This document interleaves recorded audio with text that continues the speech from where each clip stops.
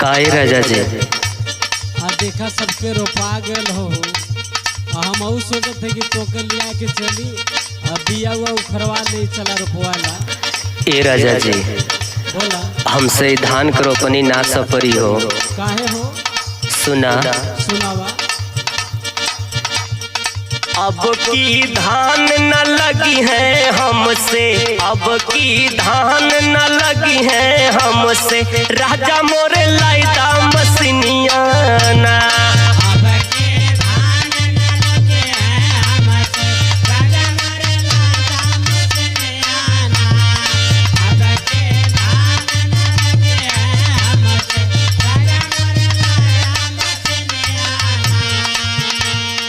अब की धान न लगी है हमसे, राजा मोरे लाइदा मसीनिया ना।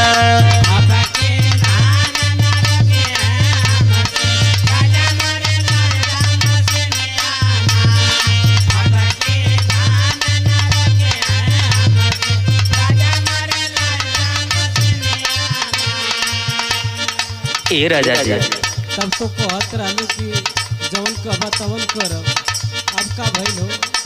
ए राजा जी, अगली साल जब धान के रोपाई भइल रहल, बड़ा दिक्कत भइल रहल हमके। अच्छा सुनी सुनावा। निहुरी निहुरी के कमर दुखाले, निहुरी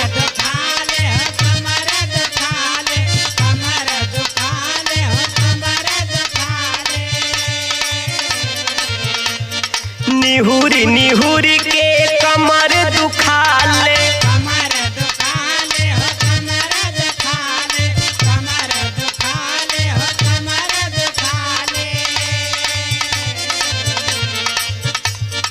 टूटल सगरी बदनिया ना हो, टूटल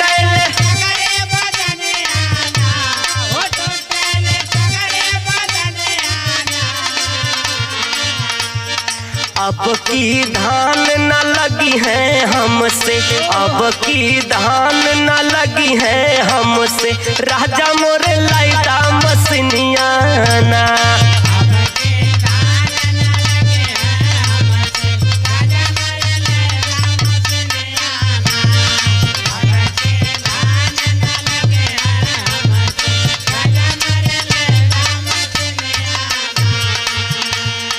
जैसे गेहुआ काटन वाली,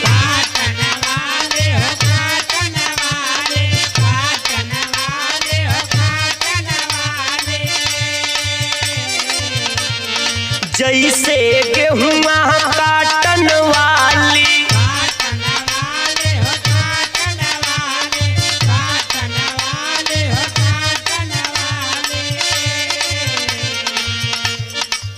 वैसे कारी रोपनिया ना हो, वैसे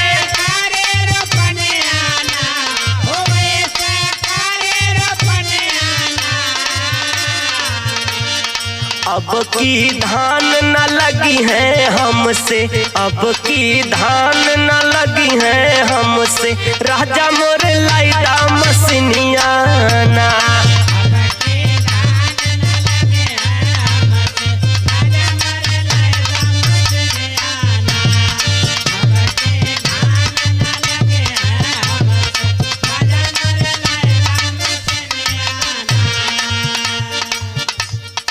देखा दुनिया के तनाया के,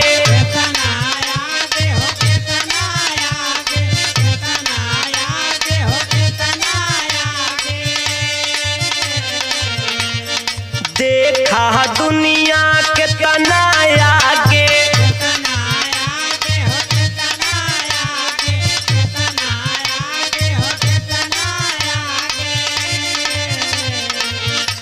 मशीन से कहर किसनिया ना,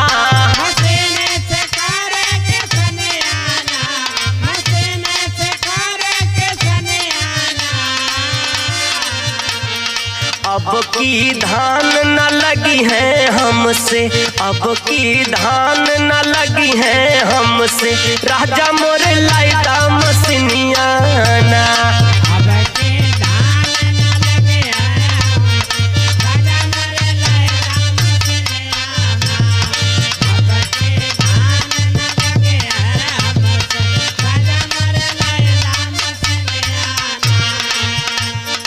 ए राजा जी, बोला बोला।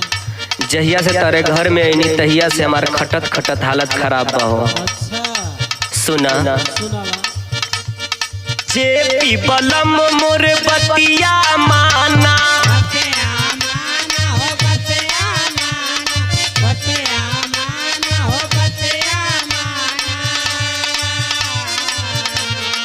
जे पी बलम मोर बतिया माना,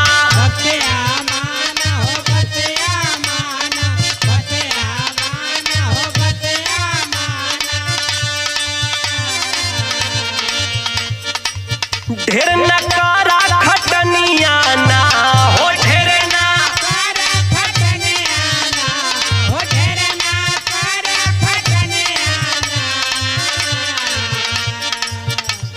ना। ना त माटी होई है जवनिया, ना त माटी होई है जवनिया, राजा मोर लाइदा मसिनिया ना।